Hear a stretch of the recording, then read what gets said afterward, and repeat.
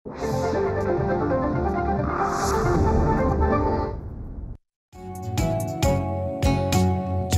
ग्राहक जागो, जागो जागो जागो, झाली नवी पहाट बघा हो. जागो ग्राहक जागो, करताना कुठलीही खरेदी नीट पारखून घ्या हो. जागो, जरी वाटले फसगत झाली सोडून देऊ नका हो. जाणा आपल्या अधिकारांना, कायद्यातल्या तरतुदींना, बेईमानांना धडा शिकवूया. जागो ग्राहक जागो, जागो ग्राहक जागो.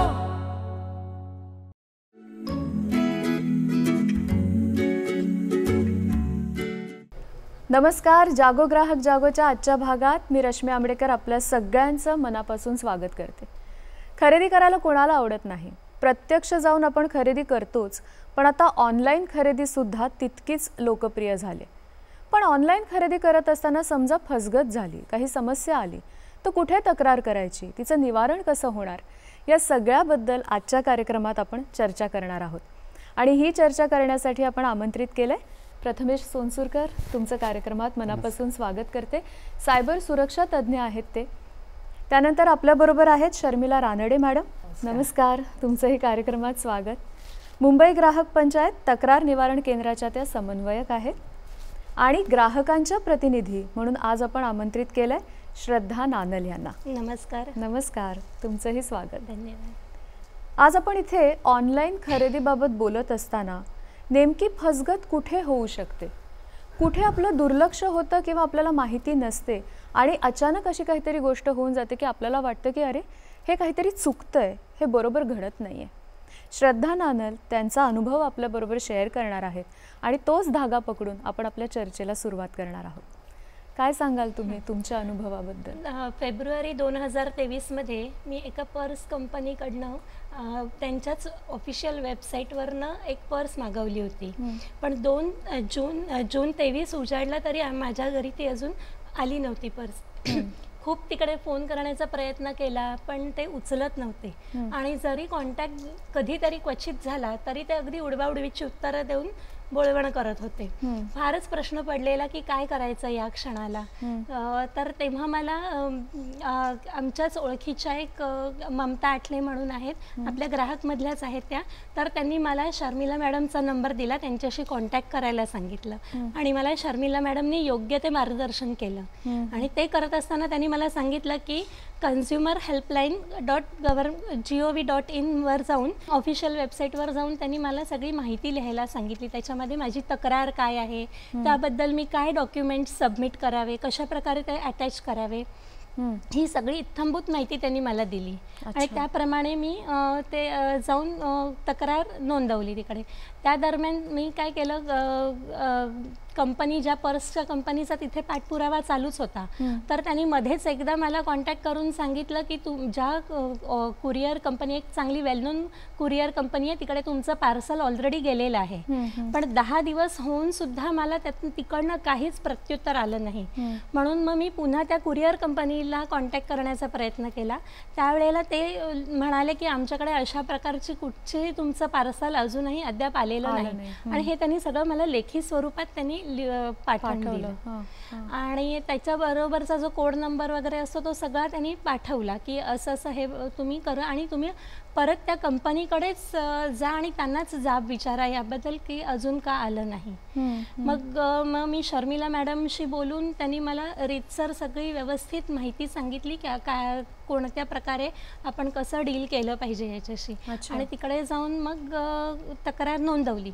आणि त्या पर्स कंपनीला देखील मी हे सांगितलं की हे माझं असं असं फायनल स्टेप आहे, म्हणजे पुढे जाण्याचा की हा माझा मार्ग आहे शेवटचा. अर्थात मनात असा आशा काहीच नव्हती की काही मिळू शकेल, कारण ऑलरेडी 3-4 महिने उलटून गेलेले.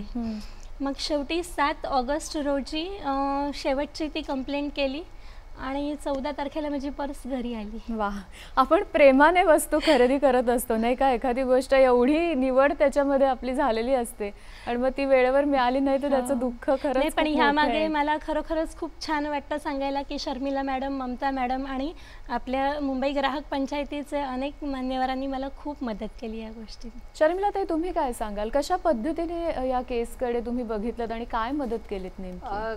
ग्राहकाला पहिले तर माहितीच नसतं की आपण तक्रार करू शकतो आणि करायची असेल तर ती कुठे करावी. त्यामुळे आपल्याला मुंबई ग्राहक पंचायत तर्फे आपण हा विडा उचललेला आहे ग्राहकांना शहाणं करून सोडण्याचा.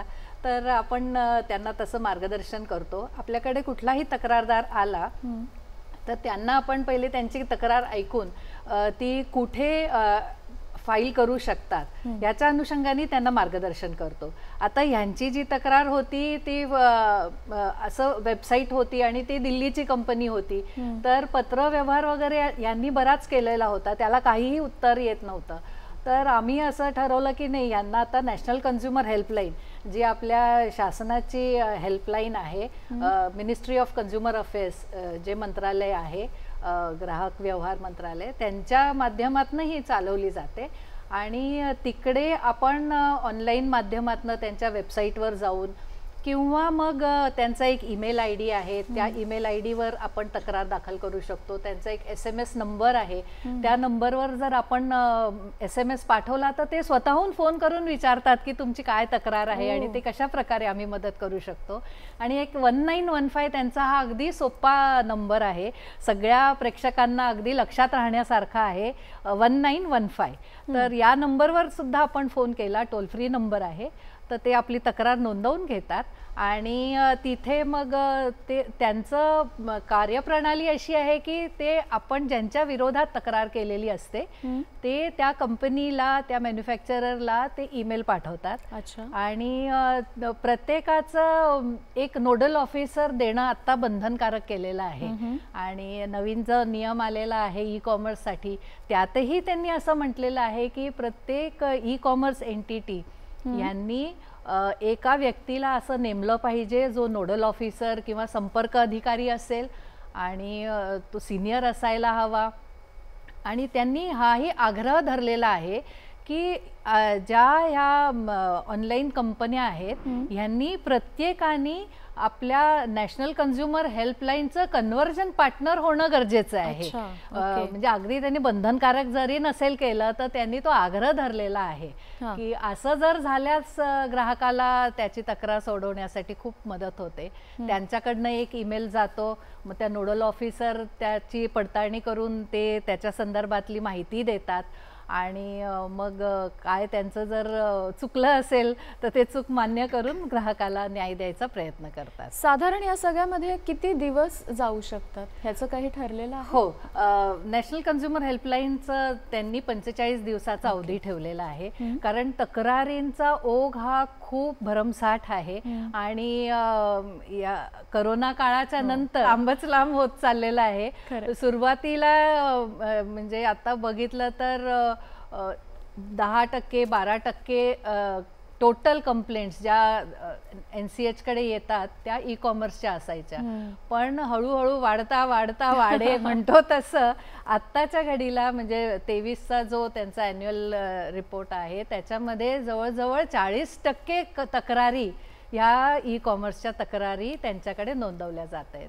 ई कॉमर्सबद्दल आपण बोलतो आहोत, आता सातत्याने त्याचा उल्लेख होतोय, तर कोणत्या कोणत्या गोष्टींचा समावेश ई कॉमर्समध्ये केला गेला आहे, काय सांगाल त्याच्याबद्दल? ई कॉमर्स म्हटलं जसं ई म्हणजे इलेक्ट्रॉनिक, जे कुठल्याही ऑनलाईन माध्यमातनं जिथे इंटरनेटचा वापर होतो अशा इंटरनेटचा वापर करून आपण एखादी वस्तू किंवा सेवा खरेदी केली, मग ती जसं ह्यांनी केली होती डायरेक्ट त्या कंपनीच्या वेबसाईटवर असू दे किंवा एखादा प्लॅटफॉर्म जे अनेक वेगवेगळ्या मॅन्युफॅक्चरर्सचे, सेलर्सचे प्रोडक्ट्स, त्यांच्या वस्तू स्वतःकडे घेऊन त्या विक्रीला आपल्यासाठी उपलब्ध करून देतात, अशा कंपनीज आहेत. किंवा मग ते सिंगल ब्रँड रिटेल असू देत किंवा मल्टी ब्रँड रिटेल असू दे, असे हे ई कॉमर्सचे अनेक मॉडेल्स आहेत.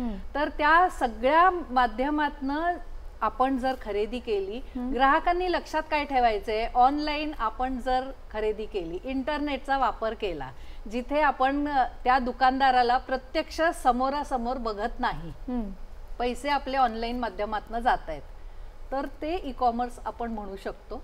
आणि त्याच्या माध्यमातून जर आपल्याला काही तक्रार असेल किंवा आपल्याला काही त्याच्यातनं समस्या असतील की आपण वस्तू घेतली आहे पण आपल्याला ती आलीच नाही, जसं ह्यांच्या बाबतीत झालं, किंवा आपण वस्तू परत केली आणि आपल्याला रिफंड आला नाही, किंवा एखाद्या बरेचदा असं होतं की माहिती दिलेली असते पण आपले पैसे जातात आणि वस्तूच येत नाही कारण ते फेक लोक असतात. खरंय. तर अशा वेळेला काही म्हणजे फ्रॉड्युलंट ऍक्टिव्हिटीज आपल्या बरोबर झाल्या असतील तर सुद्धा त्या आपण ई कॉमर्स खाली घेऊ शकतो. ओके.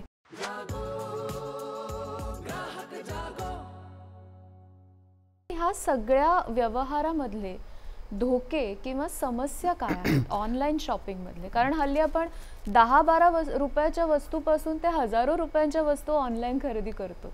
काय धोके असू शकतात? सी, आता आपण जेव्हा म्हणतो की ऑनलाईन म्हणजे शेवटी त्या यंत्रणा आल्या, तर आपण याला 2 कॅटेगरीमध्ये बेसिकली डिवाइड केलेलं आहे. एक आहे युजर एंड म्हणजे जिकडे कन्झ्युमर ग्राहक आहे, आणि एक आहे बॅक एंड म्हणजे त्या प्लॅटफॉर्मचं जे बॅक एंड प्रोसेस आहे. तर कधी कधी काय होतं की बरेचदा आपण जेव्हा ऑनलाईन काही खरेदी करतो तर आपलं मोबाईल हँग होऊ शकतो किंवा कॉम्प्युटर हँग होऊ शकतो, लाईट जाऊ शकतात, इंटरनेट जाऊ शकतात. म्हणजे जे आपल्या साईडला जे प्रॉब्लेम्स अराईज होतात, ज्याला आपण म्हणतो की कन्झ्युमर एंडला हे प्रॉब्लेम्स एक येऊ शकतात. आणि दुसरी बाब आहे की फ्रंट एंड किंवा बॅक एंड आपण ज्याला म्हणतो. फ्रंट एंड आणि बॅक एंड हे दोन्ही त्या प्लॅटफॉर्मचाच भाग झाला. तर तिकडे काय येऊ शकतो की खूप एकदम विक्री झाल्यामुळे त्यांच्या सर्व्हरवर लोड येऊ शकतो किंवा त्यांचा सर्व्हर हँग होऊ शकतो किंवा असे काहीही प्रॉब्लेम होतात. आता ह्याच्यात गमतीचा भाग असा आहे की जेव्हा कुठचाही काही प्रॉब्लेम होतो किंवा ती स्क्रीन हँग झाली, ती अशाच पॉईंटला येऊन होते की जिकडे नेमकी आपलं OTPचं काहीतरी पेमेंट करायचं असतं आणि ती स्क्रीन हँग झाली आणि आपण पॅनिक होतो, आता काय करायचं. मग आपण काहीतरी बटणं दाबत बसतो, मग ते रेड क्रॉस काय दाबतो, ते तिकडेच प्रॉब्लेमॅटिक होऊन जातं. किंवा तिकडे ते रिफ्रेश बटन असतं, आपण ते दाबून जातो. आपल्याला एक एरर पण येतो की सबमिट फॉर्म रिसबमिशन म्हणून, आपण तेही करून टाकतो. बट मला ह्या सगळ्या प्रॉब्लेम्सना धरून तेच सांगायचं आहे की पॅनिक कधी व्हायचं नाही. एक पहिलं प्रथम, कारण कसं असतं की कुठचंही पेमेंट झालं ना तर त्याला ना ACKs असतात. आता हे खूपच टेक्निकल झालं, मी त्याच्यात जाणार नाहीच, पण एक साधे काही ACKs असतात, एक्नॉलेजमेंट आपण ज्याला म्हणतो. तर आपल्याला असं काही झालं की पेमेंट झालंय पण मला माहीत नाही, किंवा पेमेंट केलंय म्हणजे डेबिट तर झालंय पण समोरची स्क्रीन हलत नाहीये, तर असे जेव्हा काही प्रॉब्लेम्स होतात तेव्हा आपल्याला 24 ते 48 तास थांबणं हे खूप खूप खूप मॅन्डेटरी आणि गरजेचं असतं.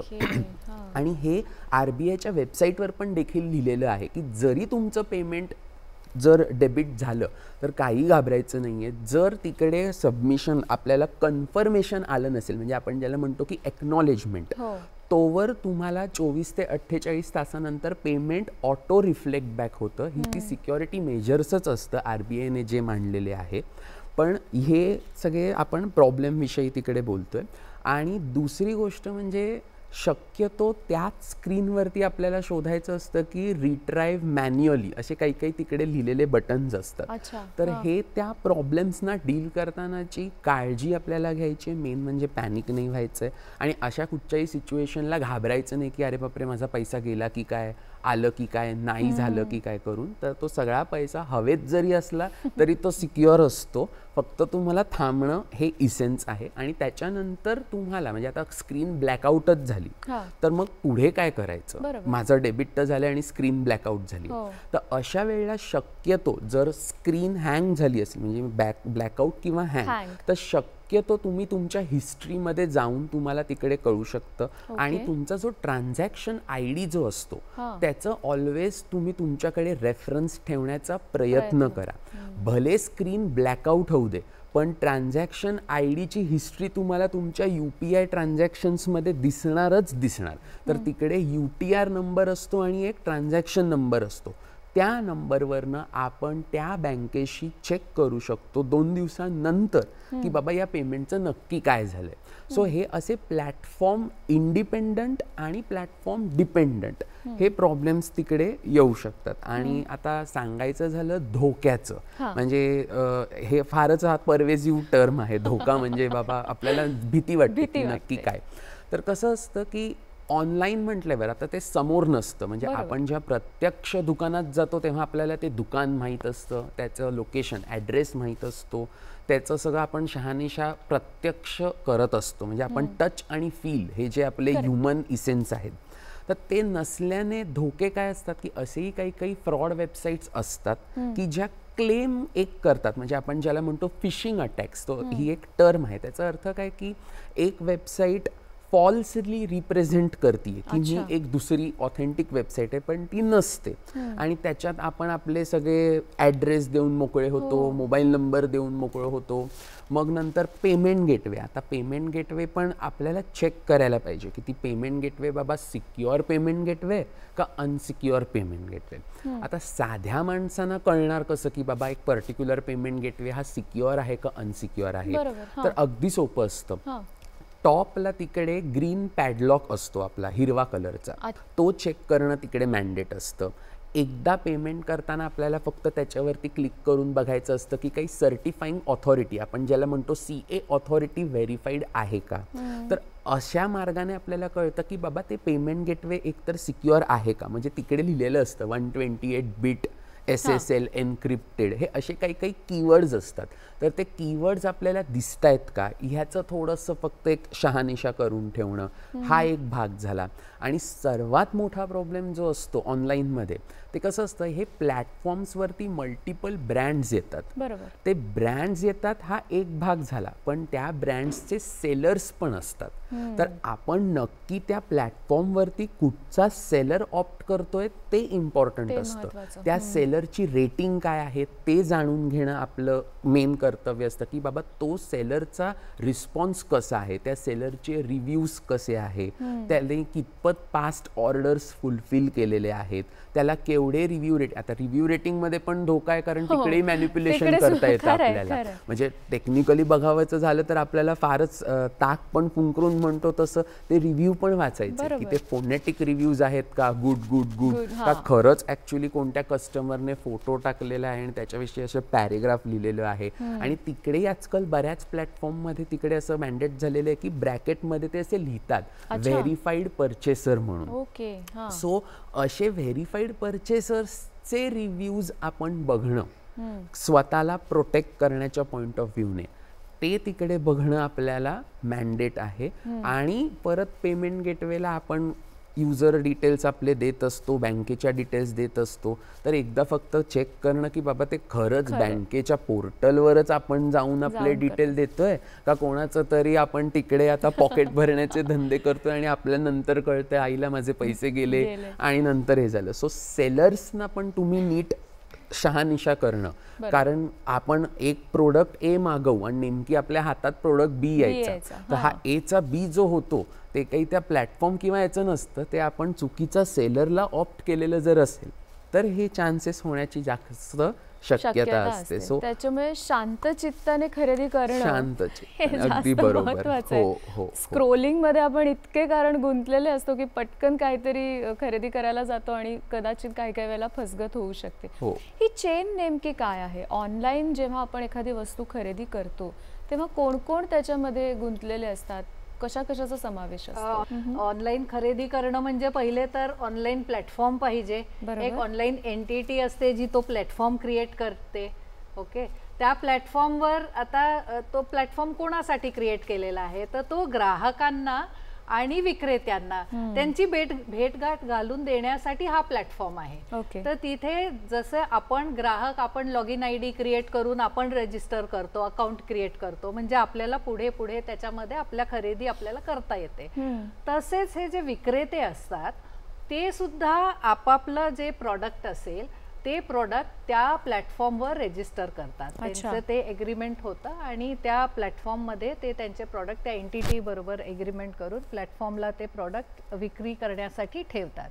आता बरेचदा असं म्हणजे प्लॅटफॉर्म आहेत ज्याला आपण मार्केट प्लेस आणि इन्व्हेंटरी असे 2 पद्धतीचे आपल्याकडे आहेत. इन्व्हेंटरीमध्ये काय ती त्यांचंच प्रॉडक्ट्स ते विकू शकतात, पण मार्केट प्लेसमध्ये ते त्यांचेही विकतात आणि इतरांचेही घेऊन विकतात.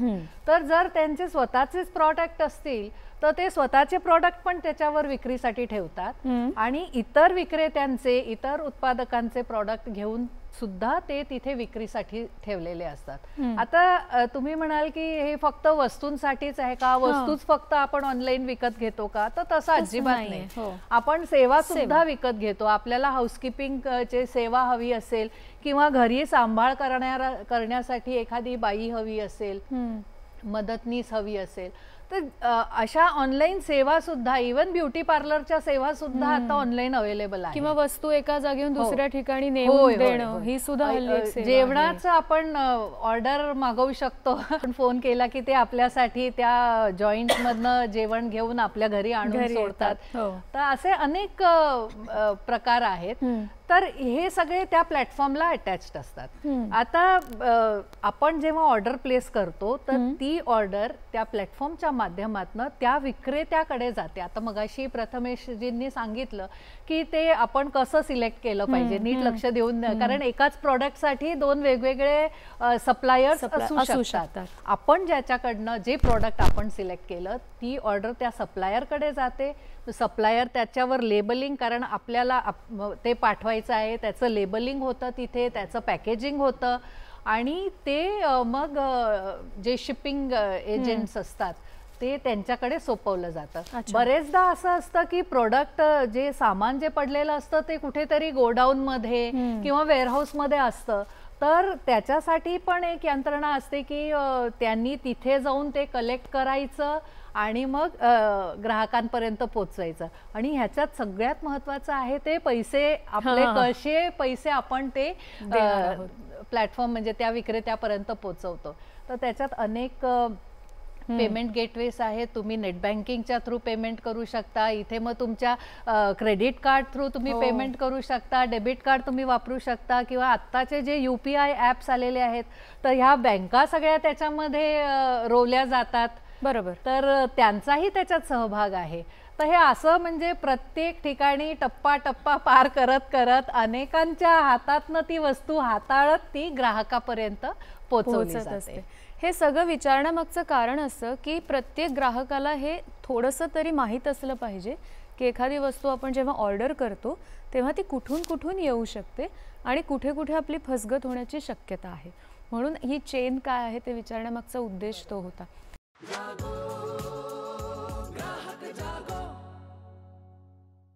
तक्रार मुळातच आधी असं होतं की काय जाऊ दे ना, 100 रुपयाची तर वस्तू आहे, कशाला तक्रार करायची, हा एक कुठेतरी आपला दृष्टिकोन असतो. तर तो मुळात बदलणं किती गरजेचं आहे. तक्रार कुठे करायची त्याचा एक भाग तुम्ही सांगितलात. मला अजून त्याच्याबद्दल जाणून घ्यायला आवडेल की अजून कुठे तक्रार करू शकतो. पण या दृष्टिकोनाबद्दल तुम्ही काय सांगाल की हे बदललं पाहिजे? अगदीच बदललं पाहिजे. कारण कसं आहे की प्रत्येकाला वाटतं की हे काही माझ्या बाबतीत होणार नाही आणि जेव्हा स्वतःला ठेच लागते तेव्हा कळतं की नाही, हे म्हणजे मी सुद्धा त्याच्यात फसू शकते. तर तक्रार करणं खूप गरजेचं आहे. जोपर्यंत आपण आपला आवाज उठवत नाही तोपर्यंत हे जे गैरव्यवहार करणारे लोक आहेत त्यांना आळा बसणार नाही. त्यामुळे आपण आपल्याला जर काही त्याच्यात समस्या आली तर आपण नक्कीच तक्रार दाखल केली पाहिजे. मग ती अगदी लहानातली लहान वस्तू असली अगदी शुल्लक. तुम्हाला म्हणजे सांगायचंय मला इथे की एकदा एका कंडक्टरनी 1 रुपया सुट्टा दिलेला नव्हता उरलेला, तर त्या व्यक्तीनी केस केली आणि त्याच्या बाजूने निर्णय लागला, त्याला 1500 रुपयाचं कॉम्पेन्सेशन सुद्धा मिळालं. तर त्यामुळे हे 1 रुपया सुद्धा महत्वाचं आहे. प्रथमेश, तुम्ही आणखीन काय सांगाल की तक्रार करायची जर वेळ आली, मग अशी मॅडमने काही गोष्टी सांगितल्या, बरोबर, अजून आपण कुठे कुठे तक्रार करू शकतो आणि कशा पद्धतीने? अगदी बरोबर. सो आता जेव्हा तक्रारीचा भाग येतो ना तेव्हा कुठच्याही गोष्टीला ना एक स्टँडर्ड ऑपरेशनल प्रोसिजर असते, म्हणजे एक त्याचं लिखित नियमावली असते. तर आपल्याला त्या नियमावलीनुसारच जावं लागतं. तर पहिलं आपण तक्रार कुठे करणार तर ते त्या प्लॅटफॉर्मच्या कस्टमर केअरला आपण फोन लावणार. त्यांच्याकडनं आपण बघणार की हे रिझॉल्व्ह ते करू शकतायत का, म्हणजे तिकडे ते कसे कोऑपरेट करतायत आपल्याला, तिकडे ते कितपत मदत करतायत. त्याच्यानंतर आजकाल नवीन मॅन्डेट झालेली आहे की ग्रीव्हियन्स रिड्रेसल ऑफिसर असणं त्या प्रत्येक प्लॅटफॉर्मला हे मॅन्डेटरी झालं आहे. म्हणजे मी तर म्हणेन नुसतंच प्लॅटफॉर्म नाही, बट बिझनेसेसनं देखील मॅन्डेट झालेलं आहे ते.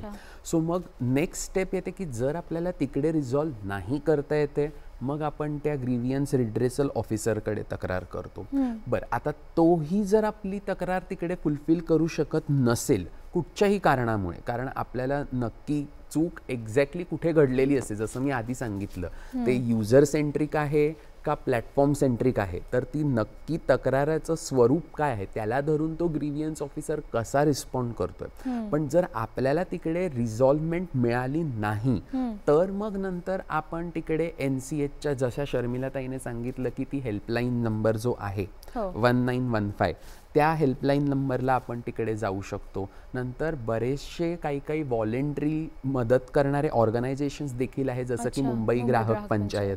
तर तुम्ही त्या मुंबई ग्राहक पंचायतकडे जाऊ शकतात तिकडे. आणि अजून सांगायचं झालं तर तिकडे कन्झ्युमर फॉरम्स पण असतात, काही कमिशन्स असतात, कन्झ्युमर कमिशन्स असतात. तुम्ही त्यांच्याकडे देखील जाऊन तुम्ही तुमची तक्रार नोंदवू शकतात. आणि ही प्रोसेस अतिशय ट्रान्सपरंट असते आणि सोपी तर त्यातूनही जास्त असते. म्हणजे आपल्याला असं वाटतं की गव्हर्नमेंटची वेबसाईट म्हटल्यावर खूपच काहीतरी कॉम्प्लेक्सिटी असेल, खूप काहीतरी म्हणजे मला नाही कळणार असं काही, असं काही नाही आहे. आजकाल म्हणजे ती जी NCHची जी वेबसाईट आहे ती इतकी इझी टू अंडरस्टँड आहे की सर्वसामान्य माणसाला देखील तिकडे ते लुक अँड फील त्याचा खूप ॲक्सेसिबल आहे. आणि खूप सोप्या मार्गाने त्यांनी तिकडे लिहिलेलं आहे की तुमची असं झालं तर तुम्हाला काय करायचं आहे, लॉग इन करू शकतो आपण तिकडे, रजिस्टर करू शकतो, आणि अशा बऱ्याचशा त्या प्रोसेसेस आहेत ज्या तुम्ही तिकडे गो थ्रू करू शकता. खूपच बेसिक लेवलला जरी आपण ते वाचलं तरी आपल्याला कळू शकतं की आपल्याला काय करायचं आहे, नाही का? जस्ट टू ॲड, प्रथमेशनी तर सांगितलेलीच आहे माहिती. बऱ्याचदा काय होतं की आपल्याला जे वस्तू मिळालेली असते ती एखाद्या डिस्ट्रीब्युटरकडनं किंवा विक्रेत्याकडनं आपल्याला आपल्या हातात मिळालेली असते. तर त्याचे मॅन्युफॅक्चरर कोण आहेत, उत्पादक कोण आहे, तर त्या उत्पादकाकडे सुद्धा आपण तक्रार दाखल करू शकतो. आणि काही गोष्टींसाठी असे नियामक मंडळं आहेत. तर आता इन्शुरन्सच्या संदर्भात, कारण इन्शुरन्स सुद्धा ॲग्रिगेटर्स आपल्याकडे आहेत, बऱ्याचशा ऑनलाईन माध्यमातून आपण इन्शुरन्सचे प्रोडक्ट्स विकत घेऊ शकतो. तर इन्शुरन्स पण नियामक आहे. किंवा बँकेच्या बाबतीत जर तुमचं काही व्यवहार झाले असतील आणि तुमचं काही समस्या असेल तर RBI कडे एक ओम्बड्समन नावाची छान यंत्रणा आहे.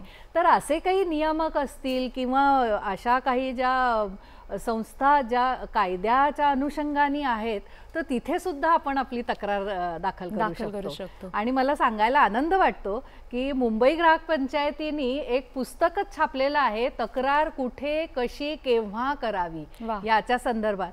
आता त्याच्यामध्ये अनेक ज्या आपण सेवा वस्तू विकत घेतो तर त्या संदर्भात कुठे तक्रार दाखल करावी, त्याचे फोन नंबर, पत्ते, ईमेल ID, वेबसाईट, अशी सगळी माहिती त्याच्यामध्ये दिलेली आहे. आणि अगदी म्हणजे आपण काय ते नॉट फॉर प्रॉफिट, अगदी क्षुल्लक किंमत आहे त्याची. तर ते कुठल्याही प्रेक्षकांना हवं असेल तर त्यांनी मुंबई ग्राहक पंचायतशी संपर्क साधावा आणि हे पुस्तक अगदी प्रत्येकाने संग्रही ठेवावं. कधी कोणाला त्याचा उपयोग होईल हे खरंच आपल्याला सांगता येत नाही. या सगळ्यामध्ये आपण जेव्हा ग्राहक म्हणून वावरत असतो तेव्हा बऱ्याचदा आपल्याला आपले हक्क काय आहेत, अधिकार काय आहेत हे माहीतच नसतात.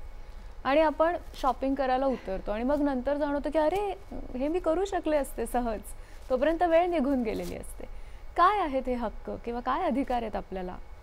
ग्राहकाला आपला जो ग्राहक कायदा आहे त्याच्यामध्ये आत्ता 2019चा कायदा नवीन आलेला आहे. पहिले सुद्धा 86 पासून कायदा आहेच, पण यावेळेला नवीन कायदा जो आहे त्याच्यामध्ये त्यांनी एक कन्झ्युमर राईट्स असं त्याच्यात इन्क्लूड केलेलं आहे कायद्यामध्ये.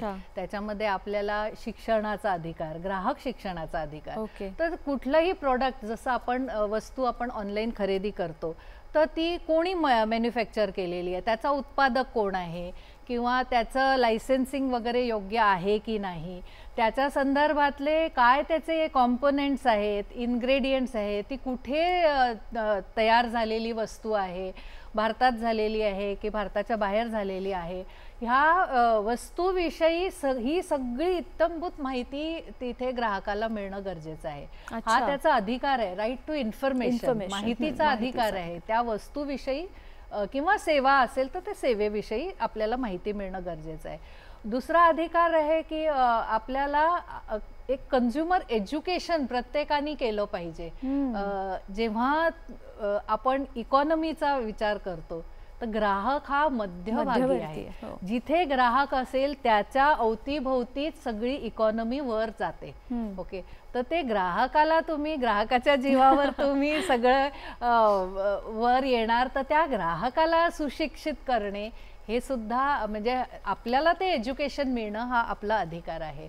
जेव्हा आपल्याला कुठली काही तक्रार असेल तर त्या तक्रारीचं निराकरण होणं, राईट टू रिड्रेसल ज्याला म्हणतो, तर हा अधिकार आपल्याला असतो. त्यामुळे प्रत्येक वेबसाईट वर कुठलाही प्लॅटफॉर्म असू दे, त्यांनी ह्या सगळ्या गोष्टी की त्यांची तक्रार कशा पद्धतीने सोडवली जाईल, तक्रार सोडवण्यासाठी काय मेकॅनिझम आहे, त्यांनी कुठे फोन करावा, कुठे ईमेल पाठवावा, त्यांचं स्वतःचं कंप्लेंट मॅनेजमेंट काही सॉफ्टवेअर आहे का जिथे त्यांनी तक्रार दाखल करावी, आणि तक्रार दाखल केल्यानंतर त्यांच्या तक्रारीचं पुढे काय झालं, त्याचं स्टेटस काय आहे, ती कुठपर्यंत गेली, त्याचं निवारण किती दिवसात होणार आहे, ह्या सगळ्या गोष्टी खूप महत्त्वाच्या आहेत. तर हे सगळं त्याच्यामध्ये आपल्याला ऑनलाईन माहिती असणं खूप गरजेचं आहे. एक राईट टू चूज या अनुषंगाने मी सगळेच आपले ग्राहकांच्या हक्कांबद्दल सांगते.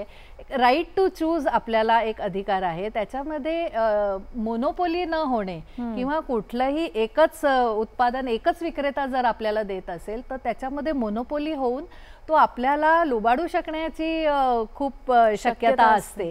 तर त्यामुळे त्याच्याच बरोबर दुसऱ्याही व्यक्तींनी सेम वस्तू आपल्याला जर दिली, जसं मगाशी यांनी सांगितलं की एकच वस्तू दोन वेगवेगळे विक्रेते, आपण दोन्हीचं कंपॅरिझन करून मग एक त्याच्यामध्ये थोडी कॉम्पिटिटिव्ह प्राइसिंग मिळते आपल्याला, दोघांमध्ये चढाओढ होते की कोण जास्त कमी भावात देऊ शकतं. ग्राहकांना आपल्याकडे खेचण्याकरता आपल्याला पण ते सुविधा होते की आपण ह्याच्याकडनं घ्यावं किंवा त्याच्याकडनं घेऊ. तर ते राईट टू चूज आपल्याला आहे. आणि राईट टू बी हर्ड म्हणजे आमचं काय म्हणणं आहे ते तुम्ही ऐकून घ्या. प्रत्येकदा तुम्ही तुमचंच मत आमच्यावर लादू नका. तर बरेचदा ह्या ज्या विक्रेत्या कंपन्या असतात किंवा उत्पादक असतात हे आपल्याला विचारतात, ते सर्वे घेतात, तर त्याच्यात ग्राहकांचं मत जाणून घ्यायचे ते प्रयत्न करतात.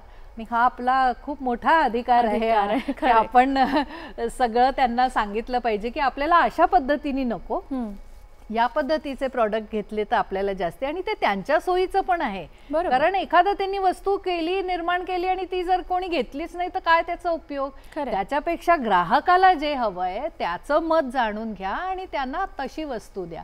तर हा एक छान अधिकार आपल्याला दिलेला आहे.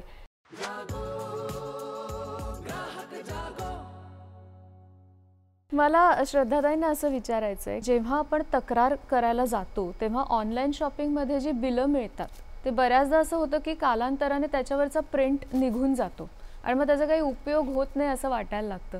तर तुम्ही जेव्हा तक्रार करायला गेलात, बराच काळमध्ये गेला होता, मग हे सगळे कागदपत्र तुम्ही कशी सांभाळलीत किंवा कशी गोळा केलीत, काय सांगाल?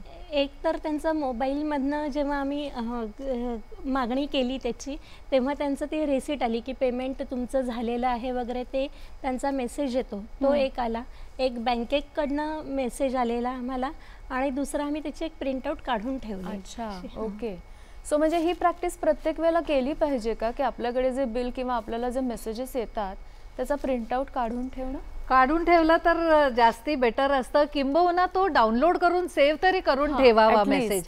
कारण बरेचदा काय होतं की मोबाईल आपण जरा चुकीचं बोट लागलं की ते होत्याचं नव्हतं होतं. त्यामुळे आपल्याला महत्त्वाच्या गोष्टी ज्या असतात त्या आपण जरा सांभाळून ठेवल्या पाहिजे. डाउनलोड करून ठेवा, तुम्ही तुमच्या कम्प्युटरवर ठेवा, म्हणजे मोबाईलमधनं गायब नाही होणार. खरं.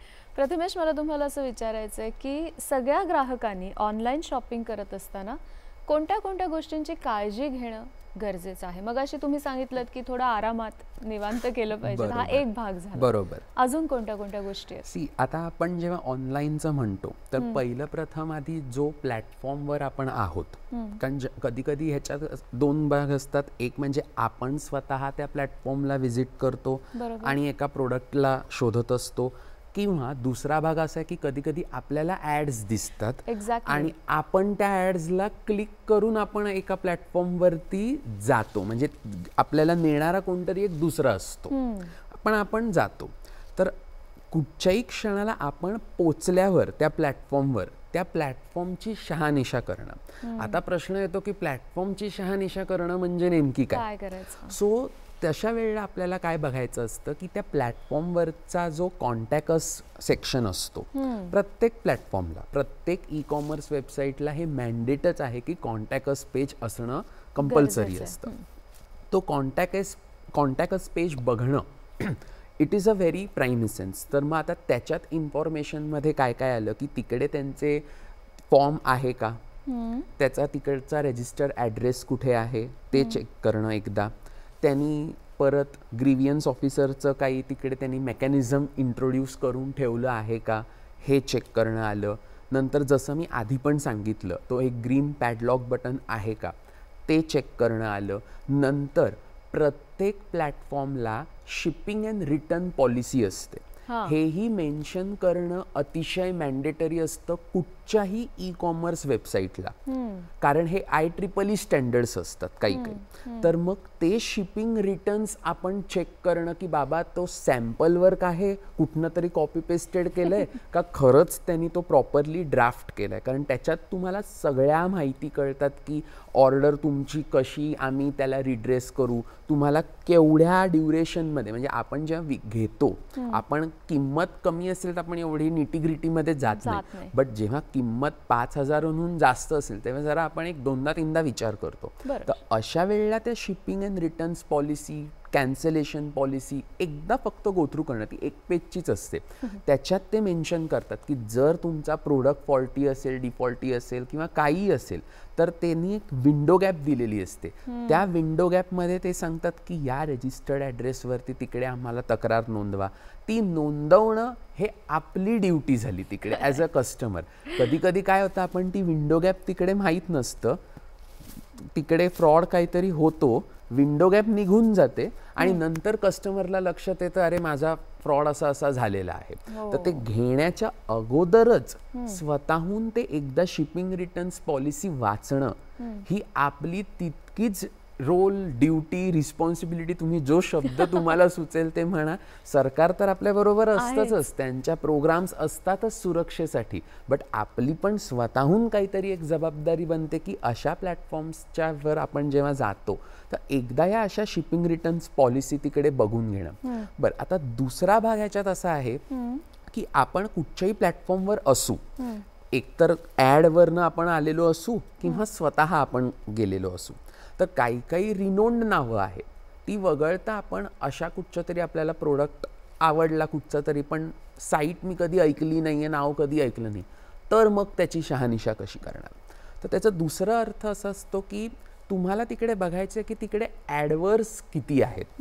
म्हणजे ॲडवेअर्स हे काय असतात की तिकडे ॲड्स किती दाखवत आहेत त्या पेजवरती, की नुसत्याच ॲड्स आहेत का, मला कुठे प्रोडक्टचं दिसतंय का. कारण काय असतं की या ॲडवेअर्स जे असतात हे क्लिकेबल्स असतात व्हायरसच्या एंट्री करता.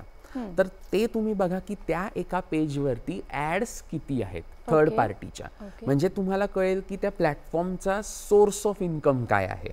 हे एक दुसरी भाग झाला की त्याच्यात ॲड्स किती आहे हे तुम्ही बघणं. म्हणजे जबाबदाऱ्या आपण जर आपल्या ग्राहक म्हणून सांभाळल्या तर ऑनलाईन शॉपिंग सुद्धा तितकंच सहज आणि सिक्युअर होऊ शकतं.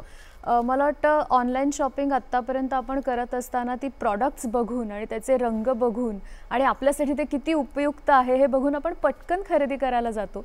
पण आजच्या कार्यक्रमातून आपल्याला ह्या गोष्टीचा अंदाज आला असेल की थोडं थांबून त्याची नीट माहिती गोळा करून जर आपण ऑनलाईन शॉपिंग केलं तर ही गोष्टसुद्धा खूप सुरक्षित आहे. आपण तिघंही इथे आलात आणि या विषयावर इतकी छान चर्चा आपण केलीत, बरीच माहिती आपल्या सगळ्या प्रेक्षकांना मिळाली असेल. तुमचे मी अगदी मनापासून आभार मानते, तुम्ही तिघंही इथे आलात त्याबद्दल. जागो ग्राहक जागोच्या पुढल्या भागात नवा विषय घेऊन पुन्हा भेटूया. तोपर्यंत नमस्कार.